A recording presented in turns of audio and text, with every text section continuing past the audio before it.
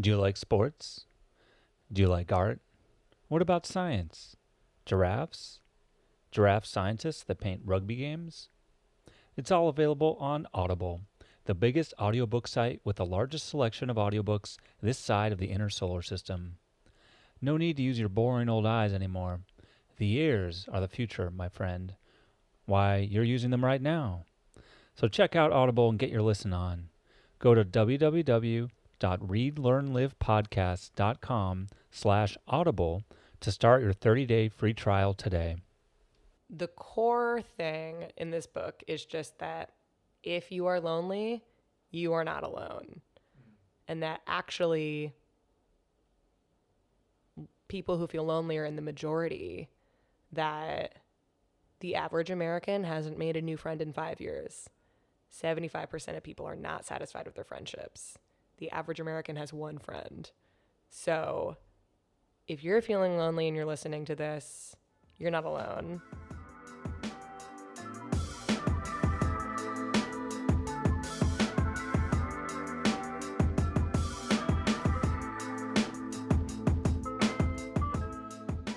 Hello and welcome to Read, Learn, Live, the podcast about improving yourself through literature. I'm your acclaimed host, John Monaster, and I'd like to welcome you to episode 62, where we can't wear white pants anymore. As always, if you have ideas for books you'd like to see featured, or of authors you want to put me in touch with, you can reach me at jon@readlearnlivepodcast.com. Today, I'm delighted to have the opportunity to speak with author Jillian Richardson about her book, Unlonely Planet. Jillian is committed to creating connection and community by organizing places where people feel seen, heard, and valued. As a professional community builder, public speaker, and writer, Jillian is most known for being the founder of the Joy List, a weekly newsletter with a mission of reducing loneliness in New York City and eventually the world. She's been sending it out every Monday morning for over 2 years, helping people build connection to both place and each other. In addition to her successful career in freelance writing and event design, Jillian has just released her first book titled Unlonely Planet. I hope you enjoy the conversation as much as I did. Hello, everyone, and welcome to the Read, Learn, Live podcast. I'm so excited to be here with you today in Brooklyn, New York. Today, I'm joined by the lovely Jillian Richardson. Jillian, say hello. Hello. Hello. I'm here to talk about her book, Unlonely Planet, How Healthy Congregations Can Change the World. So very small potatoes, no stakes kind of book. Mm-hmm. But yeah, this book was amazing. And I read a lot of books, I will say. And this one I read all the way through very carefully because I was like, wow, each chapter is useful. And I especially liked how you had the takeaways and questions at the end. But first off, tell everyone about the book. What is Unlonely Planet? I'm so glad you asked. So Unlonely Planet is a book about how to create spaces of belonging outside of organized religion. Because right now, the number one religion in America is none. Mm-hmm. And 50 years ago, that was not the case. And organized religion was a way for people to, even if it didn't necessarily serve all of their needs, it was a place to come together, to have a way to support each other, to be in community on a consistent basis. And now that we don't have that, how do we kind of create that for ourselves in a patchwork way? How do we have those needs met in a time where our relationship to community is shifting and changing? So it's broken down into 7 ways that you can create that for yourself. That's right. Yes. Excellent. And I think that's a great point. I mean, I think that's the key. You know, why should we care about this? Is that our society is changing in terms of religion and religiosity, maybe. And what do you mean by religiosity different than religion? Religiosity, I would say, is the how much of a connection to religion people would have. Yeah. Interesting. I've never heard that word before, and I like it. I think that's correct. I'm not 100%. We'll look it up later. We'll believe it. But I think that's right. Yes. So it's like there's a divergence in the road. Like one part of society is changing, and that you just spoke about, but the institutions are not changing, or there hasn't been that growth to support that change in a useful way. Yeah. So I think what you've laid out in this book is steps, the path to take in order to really facilitate, people's happiness, Yeah. basically, in our society, which is so important. So, okay, quickly before we get into how exactly to do that, we're gonna. I really love to just delve into the creative process just a bit, Yeah. and especially knowing that you do multiple things. Mm-hmm. So, in addition to this book, you have the Joy List. Do you want to tell us what the Joy List is all about? I would love to. So the Joy List is a weekly newsletter of events that New Yorkers can go to by themselves and leave with a new friend. And our mission is to make New York City and eventually the world a less lonely place. So what makes the newsletter different is that I include events with facilitated connection, because there's so many event newsletters out there that have art galleries and shows and restaurants and things where it's very easy to go and receive something and then leave without really having a meaningful interaction with somebody else, especially if you have social anxiety, like I do, a lot of people do. And what I do is share with people, hey, here's a space where you can go, and someone will be there to help you have a deeper connection with someone. Yeah, you won't be left alone. Mm-hmm. And I think that's a lot of what the book is about to a great extent. And so for those of you that are not in New York, the book talks about this, the ways that people can find those types of things even outside of New York City. Yes. And some of the things you talk about in the book are nationwide or even international in scope. Yes. And I will be bringing the Joy List to other cities. Ooh, stay tuned. Stay tuned for that. That's exciting. Okay, but quickly, so you're doing lots of writing. Yes. You're freelancing. You've got all these projects. So at some point, you were like, wait, I want to write a book. I want to add to my busyness level. I want to add to my workload. Stress myself out even more. Yeah. So what was the switch that flipped that caused you to make that decision? Yeah. So as I'm running the Joy List, there kind of came this point where it was like the universe was telling me that addressing loneliness is a thing that I just need to make my life's work, because I'm sending the newsletter out. I'm at parties and people ask me what I do. And I stopped saying I'm a writer and I started saying I run a project that addresses loneliness in New York City. And this magical thing kept happening where people would just open up to me. They would tell me about their own experience of loneliness or their concerns for someone in their life that's lonely. And it was like this really interesting gateway into vulnerability with this person that I couldn't have unlocked otherwise, I think, at least as quickly. And just things like this kept happening over and over again. I was kind of like, all right, I get it. Like, this is an important thing. I need to focus on this. But I didn't really know how. And then I was at a conference called Next Gen Summit, which is a conference for young entrepreneurs. And this guy named Eric Koester gave a talk about, for people who are young and they want to kind of get ahead in their career, but they don't have a traditional career path, how do they do it? What's a way to tell the world that you're an expert in something if you work for yourself? And his pitch, very smartly, was to write a book. And so he runs a book writing program. And hearing him say this, I kind of had this aha moment of, well, wait, I'm already a professional writer. I'm writing for other people. I'm getting all of these experiences of being in these community building events, creating my own events, going to all these retreats. What if I wrote about that? And I just got so excited. And at first, I didn't totally trust him because I was like, this is like a book writing program. How good can this actually be? So wait, so you actually signed up for the program? I did. Okay. After I talked to a few people who'd done it and heard about what had happened, there's this one woman, Haley Hoffman Smith, who she wrote a book through the program. And she wrote about why only 1% of venture capital funding goes towards women. And after her book came out, she had the opportunity to start her own venture capital fund. Whoa. And I was like, and she was, I think, 22 at the time. And so, and I kept hearing all these stories from people of like, oh yeah, I wrote a book and then these amazing things happened. So it's interesting. It offers some sort of legitimacy in a society in which everything happens in 30 seconds and people are reading top 10 lists and watching clips on Instagram or whatever, like the fact that you sat down to write a book, Yes. do some research, think about things. Yeah, that clearly sets you apart. Yeah. And also how he positioned it, or Eric positioned it, was as a way to kind of test if a career is something that you want to spend a long time pursuing. And to me, he said, who is the type of person that you want to spend your life talking to?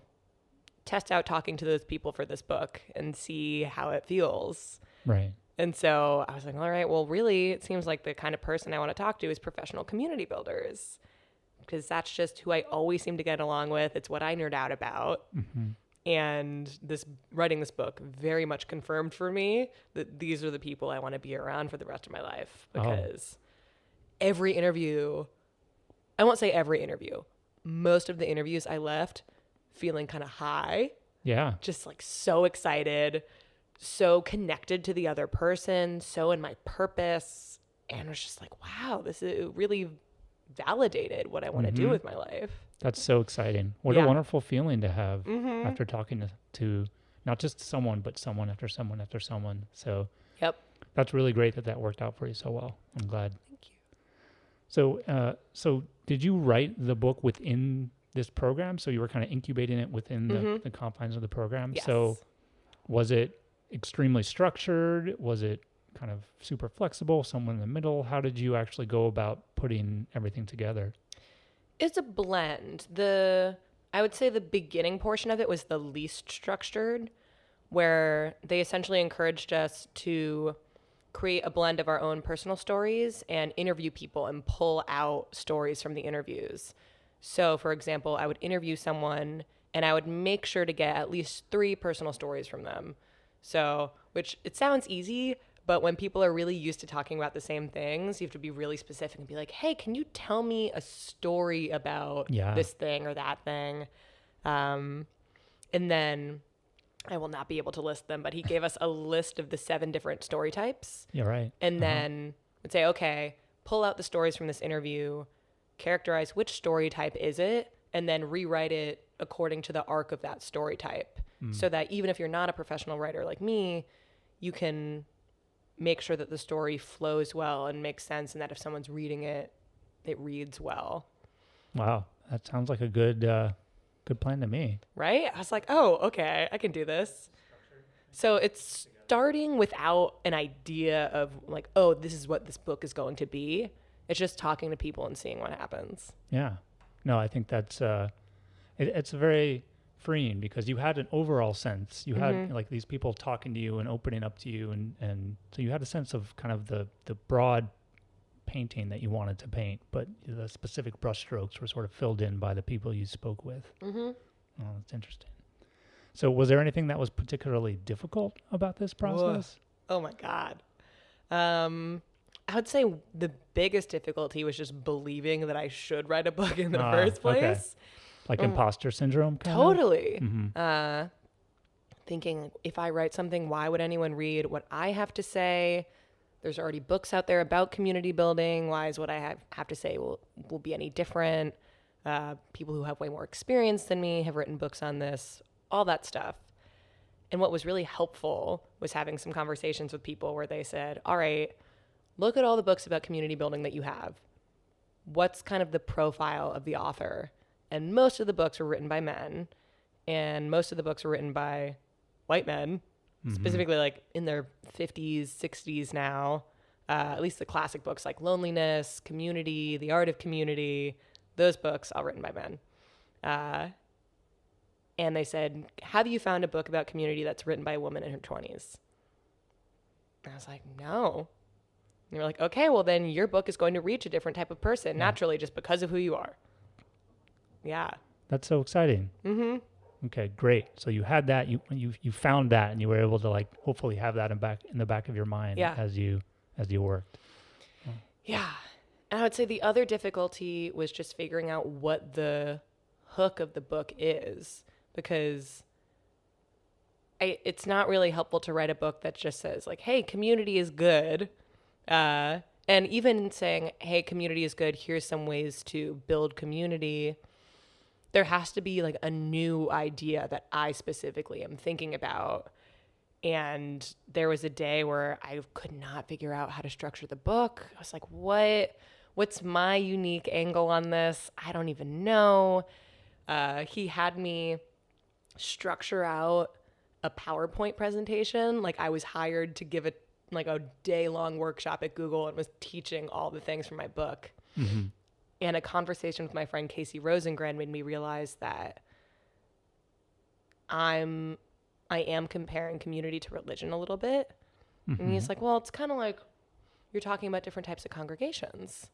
And that's what finally got me to realize like the difference that I'm talking about is congregation. That's a differentiating factor of that. I'm arguing that a congregation can be a religious group, but it can also just be a group of people who are deeply committed to each other. Like you are allowed to self-identify your people as a congregation. Yeah. Because to me, at least, just friends, it's not a strong enough word. I feel like when you hear like, oh, they're a congregation, there's this weight to it. They're coming together with shared values. They're helping each other. If someone joins a congregation, even if they just joined a week ago, they're going to have support if they want it and if they need it. And that's really beautiful. And so for people who aren't religious, how do you still have that? And I think that's why a lot of us are really struggling with loneliness is there isn't one place where you go and just drop in and you're like, great, these are my people and I feel at home and I know it's going to happen and I'm connected. It doesn't exist. Yeah. It's it's not just like there's a religion and then anti-religion, group where you can just go to them instead. Yeah. So the very beginning of the book, you talk about your arrival to New York City and how you went to tons of events and felt very busy, but you didn't feel connected. Yeah. So maybe just take us back in time to those days and talk about what it was like trying to establish connections in New York and why making yourself busy wasn't leading towards that. Yeah. Well, so my first night in New York City, as I talk about in the book, I was really excited to go out. I was like, oh my God, it's my first night as a real adult living in New York City. Let's do it. And I knew one person in the city and he never responded to my messages, even though we had plans. And it was just this crushing feeling and this realization of like, oh shit, I don't know people here. I just moved to this giant city. What do I do? And so I feel like unconsciously I made this resolution with myself that this feeling is not going to happen to me again. I'm going to fill my time. I'm going to meet people. But I didn't do it very consciously. I just filled my schedule with stuff. But not even with a consistent group of people. The most consistency I had was with the improv community in New York City. And as much as I love comedy and I love improv, it's not necessarily known for having deep, vulnerable conversations with people. Yeah. It's like joking and banter. Improv is so interesting. We can diverge quickly because I did improv for a long while. Me too. In DC, I taught improv and I performed and stuff. Yeah, with the Washington Improv Theater. We're connected in that way. Yeah. And I actually, when I moved to New York in 2014 and stopped, it's like I moved to like one of the biggest improv places in the world and stopped doing it because I felt kind of like you were saying, where with improv, in order to get good at it, you need to do it a lot. You need to spend a lot of time in the community. You need to, so I was, teaching one night, performing, rehearsing, doing sketch with a different group, seeing people's shows. Yeah. So like 4 or 5 nights a week is just filled with that.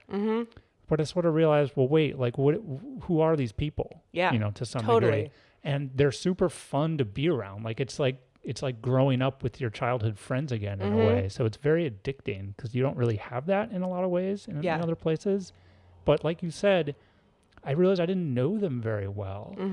And I think some of the improv people are people that are they're never going to open up. They don't want to deal with that. They're doing this to get away from everything else. And that's fine, but you're never going to learn about them.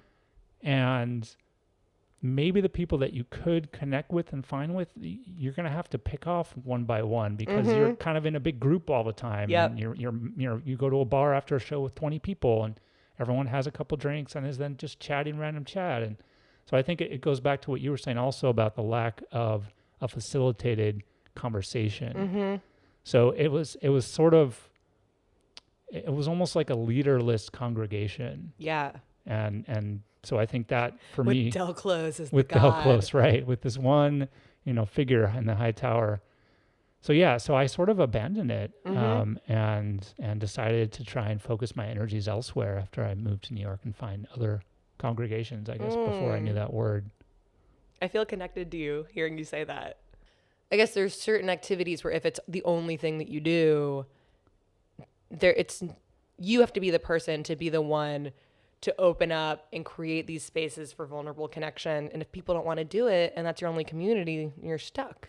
Well, and I think it's pretty similar to what you were talking about in the book, where you described how people were coming up to you that were stay-at-home moms or dads and having trouble finding community. Yeah. They were isolated and lonely, and you talk a lot about loneliness in the book. And so I think improv was a case of sort of loneliness with people, weirdly enough. So I think you can kind of have it either way, and you can find yourself, in a strange, lonely place either way. Yeah, it's difficult. And it's like, we're just not taught how to be in connection with other people. And I know for a lot of people, myself included, true connection wasn't modeled for me growing up. So I didn't even know that it was possible until in my 20s, I met adults who actually had that in their lives. And it blew my mind. It's like, wait, who are these people I'm learning details about their life, and they're emotional and they're silly and they're dancing and they're not self-conscious. Like, what is happening right now? Yeah, it's a big change. And I think, so I'm going to look at this word in particular that I wanted to say, which is friendimacy, which is like such a fun word. I think that's what you're getting at. Is it's okay to be friendimate with people, and it's okay to find that in other people. So talk a bit about friendimacy and kind of what you were just saying there. Yeah. So friendimacy, it's a term that I'm borrowing from this woman, Shasta Nelson, who speaks and writes books about intimacy and friendship a lot. And it's just a topic that I think is so important that I really checked with her to make sure that it's okay that I use her so heavily in this chapter. Yeah. But just friendimacy, it's acknowledging that romantic partnership isn't the only type of partnership in our lives, and that friends are just as important, if not sometimes more important than romantic partners, because realistically in our lives, romantic partners come and go a lot of the time. And friendships can last for decades. And it's really interesting that in our culture, we don't act like friendships are that important, because when you zoom out in the media, romance is what's talked about constantly. There's this figure I drop, which I just think is a little silly and interesting, that 1/3 of the books in the US market are romance books. Out of all the books in all the categories, romance is 1/3 of it. And if you think about, okay, what's in music, what's in movies, it's an obsession with romance.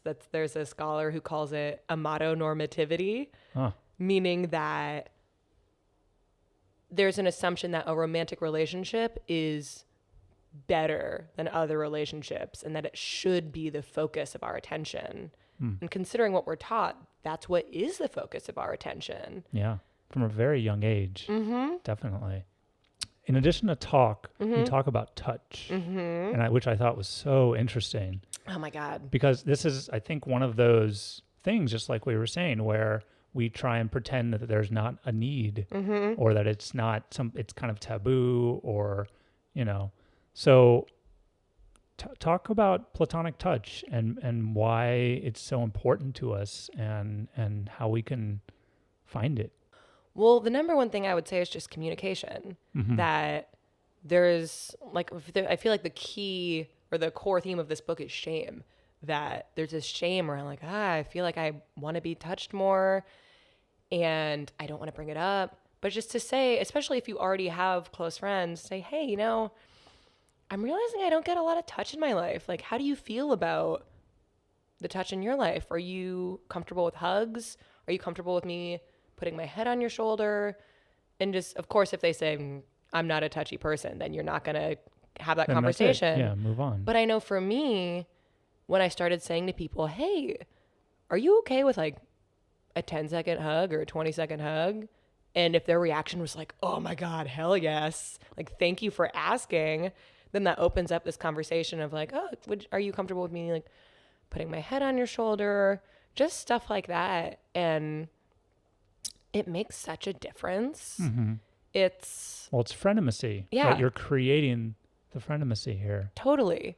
Like, I was at an authentic relating immersion this weekend, which it's kind of like using conversation as a form of meditation to be really in the present moment with someone. And the goal is to really understand somebody else's world. Mm-hmm. And that community touch is such a big part of it, because I notice in the communities where people really care about connection, touch is a part of it. Like, there was a moment at the end of the weekend where I was just sitting in front of someone and we were giving reflections on what had happened over the course of the weekend. And he just went, hey, could I play with your hair while we have this conversation? I was like, yes, thank you for asking. And he got so much pleasure out of it because he could tell that I was just really relaxing and was really enjoying receiving it. And it wasn't sexual. He's a man with a wife. It was just this beautiful connected thing. Mm-hmm. And I think there's so much fear, especially for men, around touch and being perceived as creepy, or for anyone being perceived as desperate. And I think we're just at this tipping point of like, all right, we need to acknowledge this is a real human need. And there's one point in the book that I mentioned that when you receive touch, you have a better relationship to your body, which for me personally, so when I was the ages like 16 to 21, I was anorexic. And I didn't get a lot of touch in that time in my life. And I think that really exacerbated it. And also at that time in my life, I was obsessed with getting a boyfriend. And so it was this weird mix of all of these things of like, I don't feel like I'm enough. I don't have the closeness in my friendships that I want. And so I guess I just took it out on myself and made it mean, okay, since I'm not enough, I guess I'll just be thinner, and that's the solution. And then that way I'll get a romantic partner and all of my needs will be met and I will be fine. Yeah, the logic of a teenager. Didn't work. Didn't work. Also, plenty of adult women also have this exact logic. I mean, yeah, I think that's so interesting. Plenty of people tend to have strange logical conundrums. I don't know the right word, but we try and we use our logical brain to justify things that don't make sense. Totally. All the time. But so I'm not. It's so interesting to me when that happens. Like when we maybe it's that we want, there's an outcome that we want, and then we reverse kind of logicify it in order to figure out then how we can make it happen.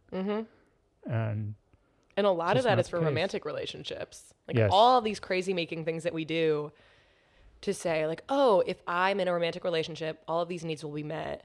And a thing that I say in the book is, what if we took a third of the time that we spend obsessing about getting a partner, or for a lot of people, just having some casual sex, and deepening our friendships? Yeah. Right. The most connected I feel, like I have some lovers in my life right now, and I will own that the most connected I feel is with my close friends. Yeah, totally. And I'll say that I think there was a moment in the book when you talked about doing a Skype chat or some kind of video chat with 5 friends or something together and having a conversation with them. And that was actually inspiring. I decided I've got a couple friends that I've been keeping in touch with, but it's all been like just one-on-one and one-on-one and one-on-one. And I'm like, guys, what if we all just got together, chatted all together? And we actually did it earlier today for the first time. No! And it went really well. Oh my God. Like, yay. So, I feel really touched hearing you say that. Yeah, thanks. That was great. Okay, but you also further excited me by so much excitement by this idea of like retreats and camps. You are a huge fan. I mean, you were just on one this weekend. You are a huge fan of retreats and camps. I am addicted, arguably, to retreats and camps. Yeah. Yes, exactly. So talk about some of those and why They are so addicting, life-changing. And one of my favorite lines, and maybe even in the book, was when at one point, I don't know if you said it or someone else said it, but it's like, why can't real life be like this? Yes. Why are we going back to something less than this and have to go retreat to this? So talk about all of that. Talk about retreats and camps. Yeah. So at least for me in my life, I've noticed in my friend group, suddenly it's like people don't go on vacations, they go on retreats. That could be my specific world of friends, but it seems like retreats are becoming more and more popular. And I really think, and I actually got more clarity on this after I finished the book, is that because we don't have these religious experiences anymore, but we still want experiences that connect us to meaning and deeply connect us to other people, retreats are a great way to do that. And they have a lot of elements of something that could be religious. So like a consistent movement practice, potentially a meditation practice, constantly coming together for meals, having these facilitated conversations around meaning and connecting with people and group singing and music and being around a fire. All of these things that I feel like so passionate about this right now. Just these things that we need in our lives and can be so disconnected from in our daily life. And a thing I talk about a lot is creating an alternate universe, or creating the space that you want to see in the world, creating the reality that you want to be in. And so the people who create these retreats and these camps, they're literally creating a space that is a representation of how they want the world to be. Yep. And of course, it's much easier to go into one of those experiences and to be like, wow, this is how the world could be, than to try and figure out some giant systemic way to change the way everyone lives. An example is Camp Grounded, a camp that I talk a lot about in the book, and it's this digital detox summer camp for adults. And even just something as simple as people going to this camp, and even if everything else wasn't as magical as it was, just taking away people's phones for a weekend and taking away substances for a weekend, and having all of these people see, wow, we can still connect with each other and we can actually still have an amazing time. And then bringing those people back into their regular lives and them saying like, actually, do I want to have my phone in my bedroom before I go to bed? Do I want to have these drinks with my friends? Do I need to? I just had this experience where that wasn't the case, maybe for the first time in decades. Yeah. It's very powerful. Yeah. That realization, I think what you're talking about is that realization that we don't need our phones, or we don't need drinks in order to disconnect from the scariness of the outside world, or the inability to connect with our friends doesn't need to be met by a series of random emojis. I think this is one of those things that if you look hard enough are probably in or nearby a lot of major cities. Oh, yes. One of my goals, I'm like, I have so many things I want to do around this. Yeah.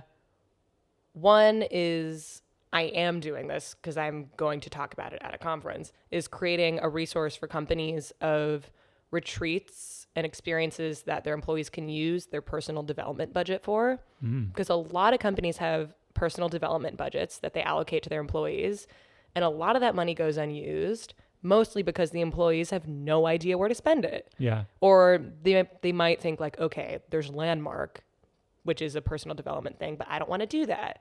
So what else is available? And to say, hey, here's this list of amazing experiences that people can drop into. Some of them edgier than others. And I'm just really excited by the potential. One thing that the whole idea of camp retreats, and then you talk about later in the book, which was really useful to me, was the idea of sort of the demographics of your friends. Yeah. And you get into this and you make, I think, one of the key points about our demographic shift today, which is really interesting to me. It's like we're in New York City, in this incredibly diverse city, but the diversity of our friends groups is actually decreasing over the years. And you've got some great statistics there. So, and I think we can just, anecdotally, everyone can kind of see this happening. So, to maybe talk a little bit about what happened when you realized that and what you did to try and change it up and why you feel that's so important to have a more diverse group of friends across all sorts of different domains.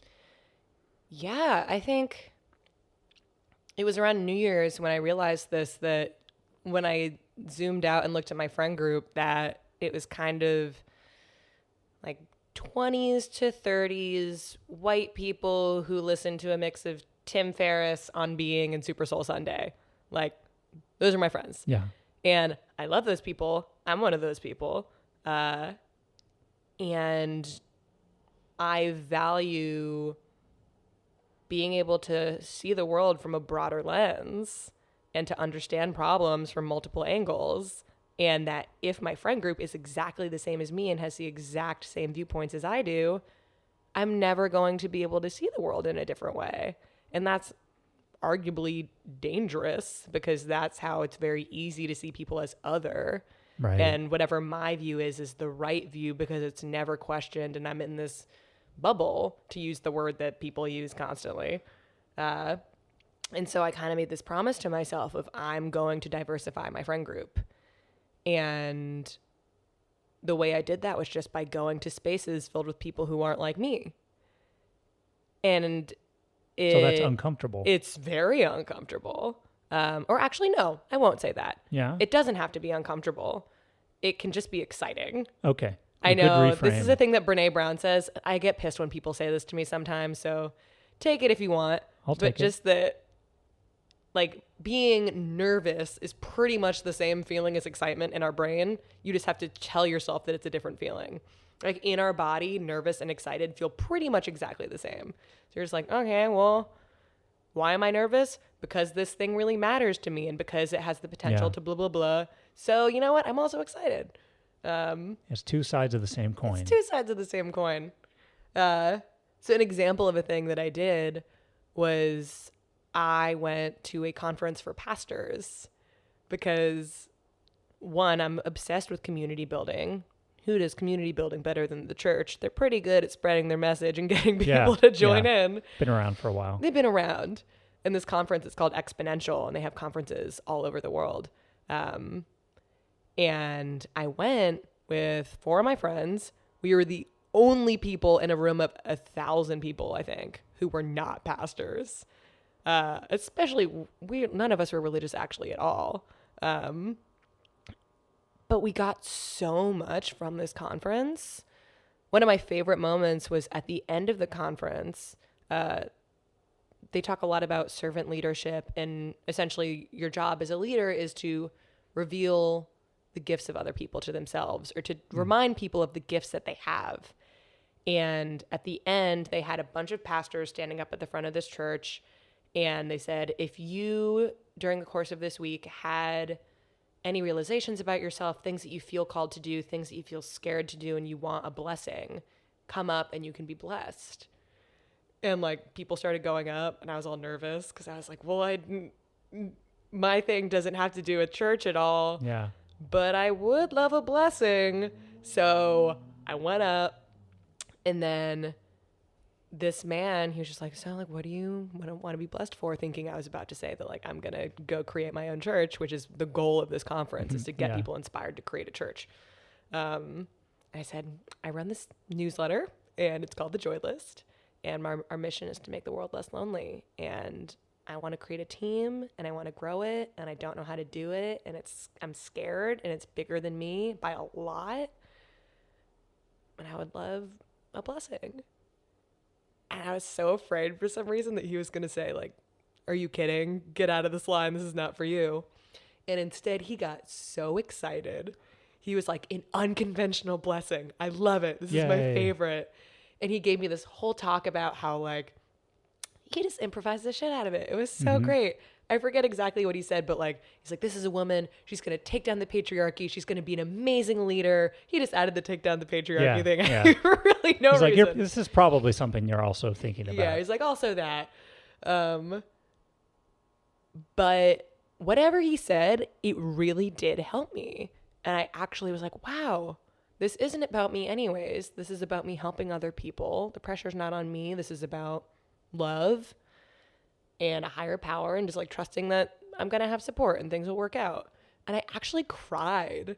Wow. This guy, because the whole time he had his hands on me and he was praying for me, and there are all these people behind me and they're like singing this hymn.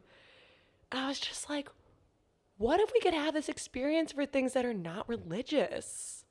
Like, what would it be like if for community organizers we had this, for people who are political organizers if we did something like this? Because it was just like, wow. Yeah. I'm getting chills thinking about it now, how powerful that moment felt. Yeah, like the connections being forged in the room, as well as you with you. Yeah, that sounds amazing. It was really cool.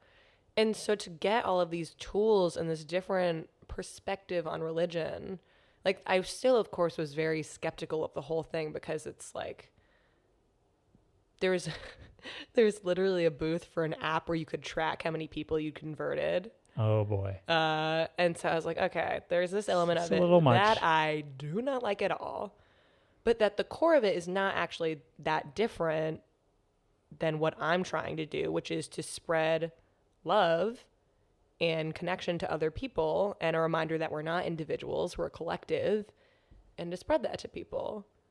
And I was like, whoa, me and these people have a lot more in common than I thought we did. And I think that's a big part of the book is that we shouldn't necessarily shun religion just because it's religion. Totally. It's that there's lots to learn from them and grow from what they've already experienced. Yeah. And then we can use some of that to also pass along the goodness that we want to. So I think that was great. Thank you. So you've kind of talked about some of your struggles across your life and some of the great moments you've had of getting through them. So in the book, you specifically dedicate a chapter to what you call healing spaces. Yes. To really help you. And you have some just amazing stories of just getting through all this past trauma. So what are these healing spaces? How can I find one? Why are they so important? Oh my God. This is my favorite chapter of the book, to be honest. I want to write another book entirely about this. I just think it's so important. But to me, a healing space is a place where you have permission to really be vulnerable and to show the parts of yourself that could be shameful or painful, and places where we can just be sad and angry and messy and know that we're not being judged. The perfect example of this, of course, is Al-Anon, or any group for people who are facing addiction.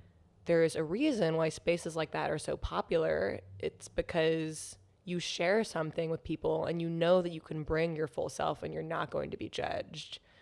But everyone needs that. Yeah. Not just people who face addiction, because every person on this planet is walking around with something locked inside them that is heavy and it is weighing them down, and they would really benefit from a space to just let it out.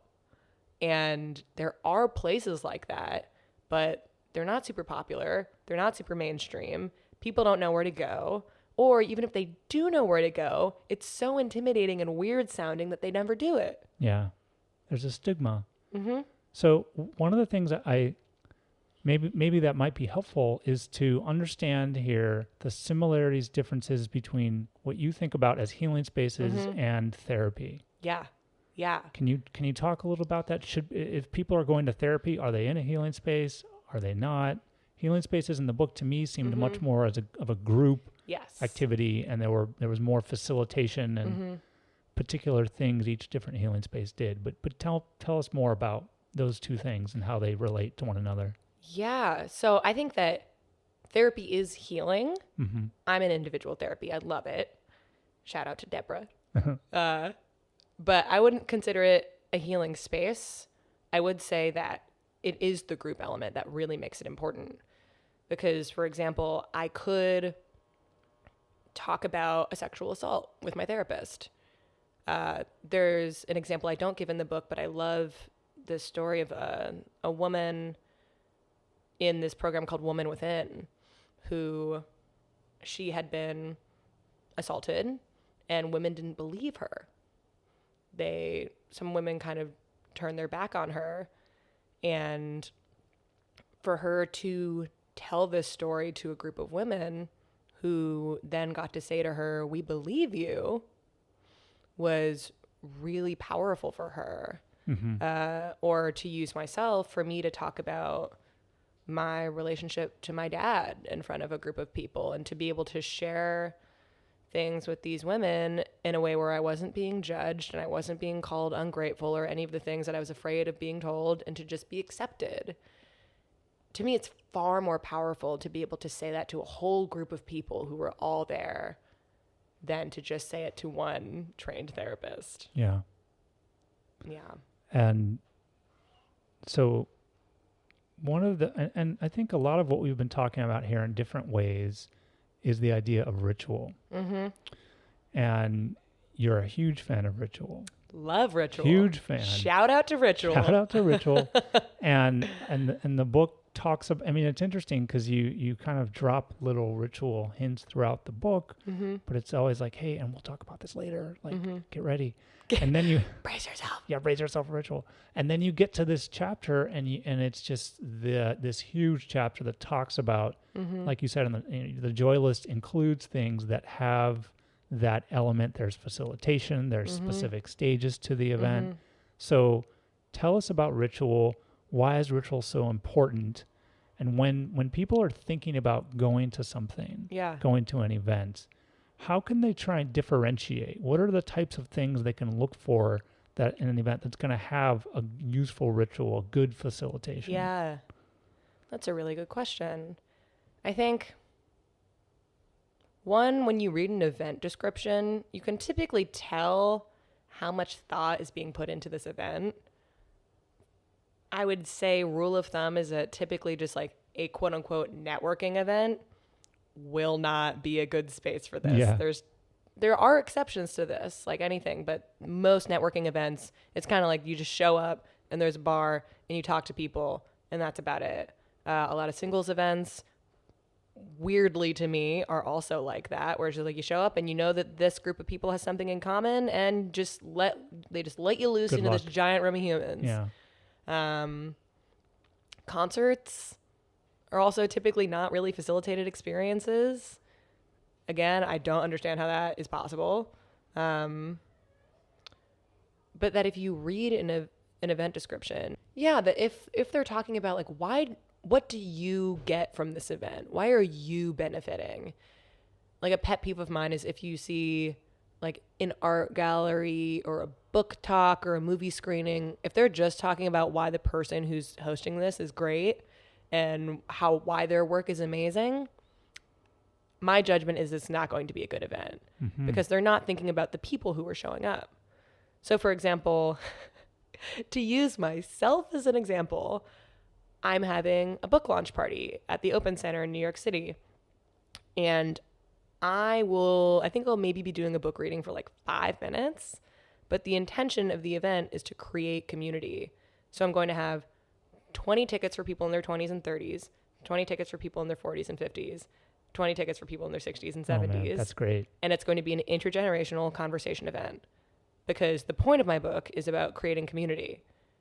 And it makes zero sense for me to just have a book talk event where I'm talking at people. Yet for some reason, so many events, it's like, oh, this project is about, I don't know, like racial inequality. But we're just going to show you this documentary and then do a panel where none of you talk to each other and then we're going to leave. Yeah. And then maybe, or maybe have, a couple minutes of questions at the end or something. Yeah.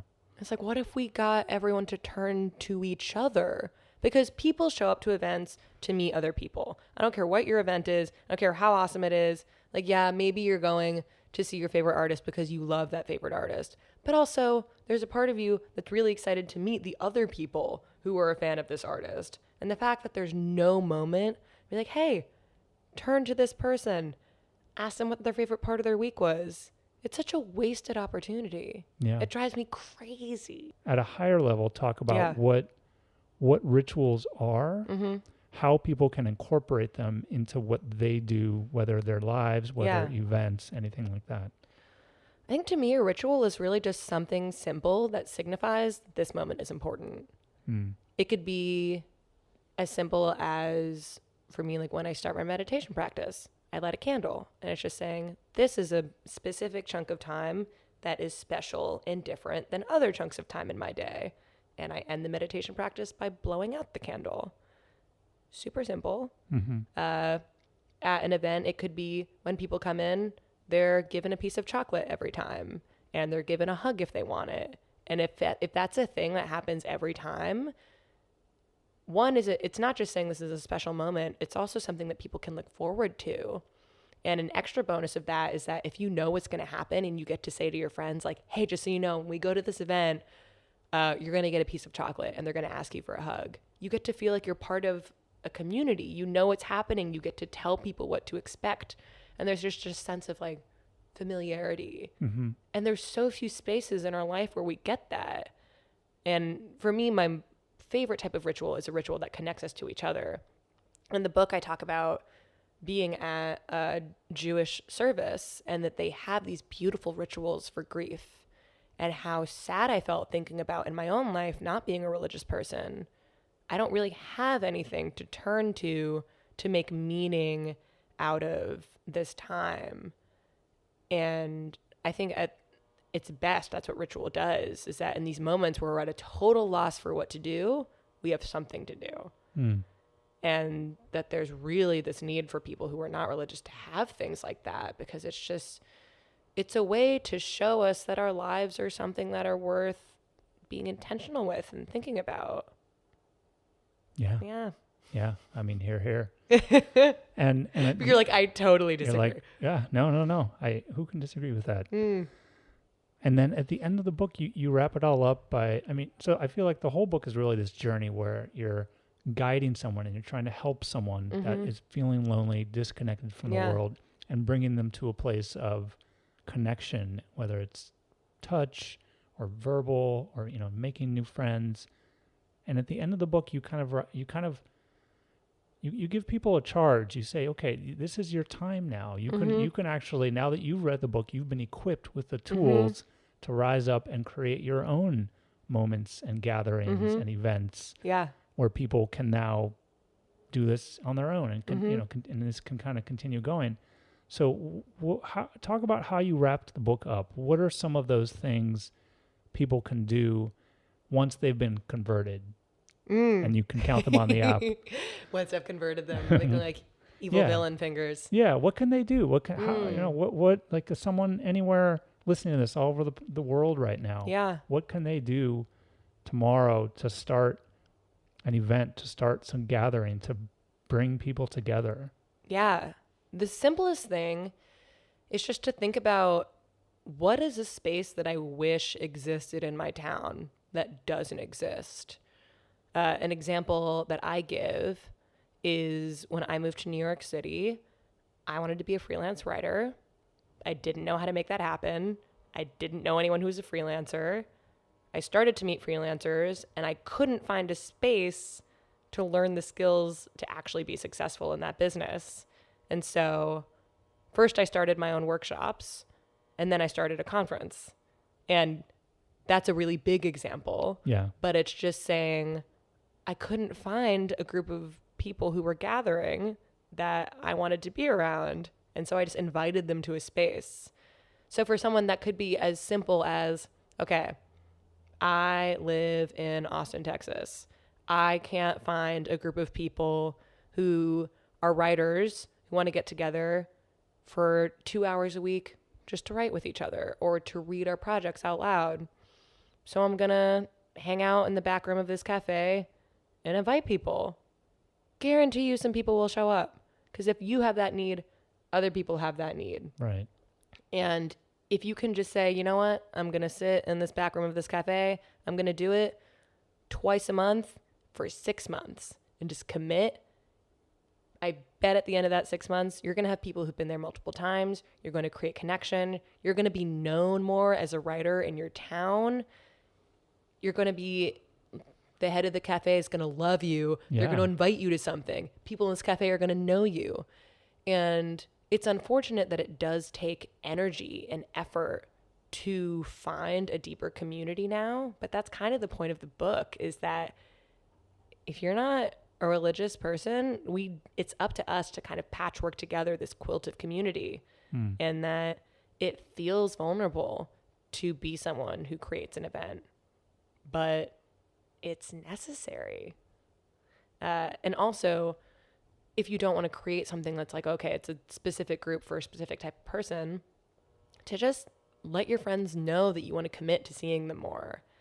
Because this feels vulnerable too. Yeah. Is to just say, hey, do the three of us want to get together for dinner once a month, or ideally like every week? Yeah. What if we did that? People want to be invited. When you invite people and they can't make it, it's not a reflection on you. And that even if they can't show up, it still feels really nice to be invited to something. Mm-hmm. Like, I love it when people invite me to things. And it's like, yeah, most of the time I can't go, but I feel thought of. And it's a reminder that you care about me. And it's a way to keep that connection going. And so for people who maybe might feel afraid of being rejected or think that if someone says no, it means they don't like you, that's not the case. Yeah. And that's also an invitation to think about the kind of like the healing work that needs to happen with a lot of us around our fears of being rejected, and like, why is it that we don't reach out to people? Like that there's something deeper going on there. Yeah. Like you said in the book, it's that, oh, I'm throwing a party and no one's here yet. Is anyone coming? Mm-hmm. Yeah. Okay. So to wrap it up a bit, Yes. we've talked about so much and covered so much We have today. been on a journey. We have been on an epic journey, and it's been wonderful. Was there anything else in the book, any other messages, any other ideas you think are important that people should know about? The core thing in this book is just that if you are lonely, you are not alone. And that actually people who feel lonely are in the majority, that the average American hasn't made a new friend in 5 years. 75% of people are not satisfied with their friendships. The average American has one friend. So if you're feeling lonely and you're listening to this, you're not alone. And to remember that when you're thinking about inviting people to something, remember these statistics. The chances are 3 out of the 4 people you're thinking of inviting, they're not happy with their friendships right now. They want deeper connection. They want to be invited to things. And that you could be the person who makes that happen. How wonderful would that be? How wonderful would that be? That would be so great. Okay, so let's do a quick thunder round, getting to know you, and then we'll call it a day. Okay. You're gonna change here? No, I don't want you to know No, what you're these like, no, questions look. are. Okay. This will be better. Great. So yeah, I don't remember what these questions are. Good. What is your favorite food or drink? Ooh, no. Favorite food. Right now, probably dark chocolate with almonds and sea salt. Oh, okay. Drink? Favorite drink. I've been really liking getting hot chocolate. Where's your favorite place you've ever been? Favorite place I've ever been. Or one of them? One of my favorite places. Can an experience be a place? Sure. Yeah, so recently I went to this thing called ISTA, which is the Institute of Sacred Temple Arts. Okay. And it's a retreat around like sacred sexuality. Mm-hmm. And I'm just such a sucker for things that take people to the edge of human experience. And I was like, wow, this really brought me there. So I will shout that out. Okay, great. If you're curious, Google it. Yeah. Okay, last question. If you could wave a magic wand and change any one thing, what would it be and why? Fuck. Okay. If I could change any one thing, I think it would be, I would have a totally free community center in every town in America that had a lot of these group healing experiences that I talk about. Mm-hmm. And it's just funded by the government and it's free to everyone. And there's like a space for people to hang out. There's a coffee shop. There's a co-working space. And it's just there. Yeah. Like, how much of a difference would that make? It would make a lot. I will make a pitch for our local libraries as sometimes being that, but I think what you're talking about is much more. Mm-hmm. So I think this is a call to expand the role of our libraries. Yeah. That's a good point. I'm like, this is closer than I think. What if libraries did these things? What if libraries did them? Well, it's interesting because there's a lot of groups that meet in libraries. Mm-hmm. There's meeting rooms. I know that, like bridge clubs will meet in libraries, book clubs will meet in libraries. I was at the library today. They had like a resume writing workshop. There's computers you can use. There's free Wi-Fi. There's free books, obviously. So there's some of that there. They're definitely, they could use more money probably. It's funny that I didn't even think about libraries when I was writing this book at all. Like not once. Yeah. I'm as an obsessed book reader and library goer. So I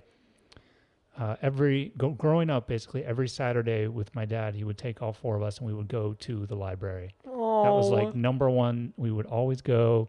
It was like this tiny library in a strip mall, and there was no one there, and the librarian would read to us, and it was like this whole like started my magical experience and love with books. So I always have libraries in the back of my head as something to do. Wow. Yeah. Okay. Well, on that library note, like support your local library, folks. Support your local library, but community center as well. We can attach them. Okay, Jillian Richardson. I'm going to read this so that I get it right. Unlonely Planet: How Healthy Congregations Can Change the World. If you haven't been convinced, read the book. If you have been convinced, read the book. Yeah, if you have been convinced, buy the book and review it on Amazon. That's right. You don't need to give it 5 stars. You can give it whatever you want, but review it. That'd be awesome. That's right. Tell your friends. I sure will. Jillian, this has been awesome. Thank you so much for joining. Thank you. Thanks so much for listening to this episode of Read, Learn, Live. If you liked it, tell a friend and subscribe on iTunes and Google Play. If you hated it, tell a friend and subscribe on iTunes and Google Play. And so it goes.